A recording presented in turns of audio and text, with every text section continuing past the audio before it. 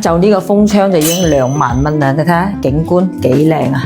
嗱，上次嗰個廳你話唔大，107個方，放完家私，你話呢個廳大唔大？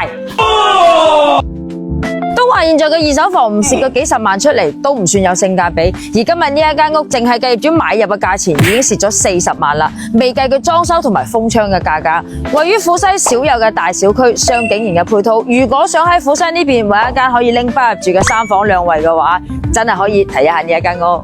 嗱，一上嚟見到呢一個鞋櫃咧，就知道呢個係愉景灣，因為呢個係標配嘅。其實我覺得呢個鞋櫃係夠晒大嘅，因為佢係3排咧，可以放到好多個鞋。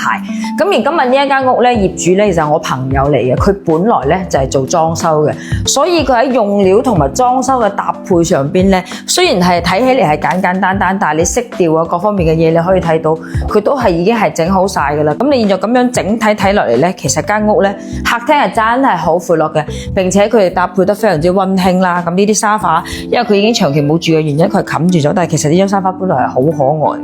而呢一間屋咧，我最中意嘅就係佢呢一個風窗。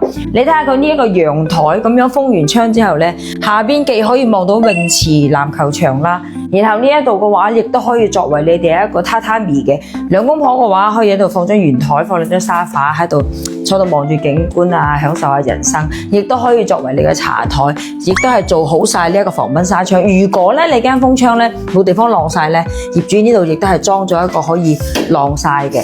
同埋嘅話，廚房嘅生活陽台咧，亦都係有位置俾你晾晒嘅。其實呢個戶型咧，如果你係一家4口住嘅話咧，真係好舒適嘅。客廳大啦，飯廳咧亦都係夠大。你睇下業主呢張台其實係好長嘅。如果你屋企好似業主咁樣唔係太多人住嘅話咧，咁呢張多功能台就好好用嘅啦。你睇下嗱，放個壺落去嘅話咧，呢個係會自動上水嘅。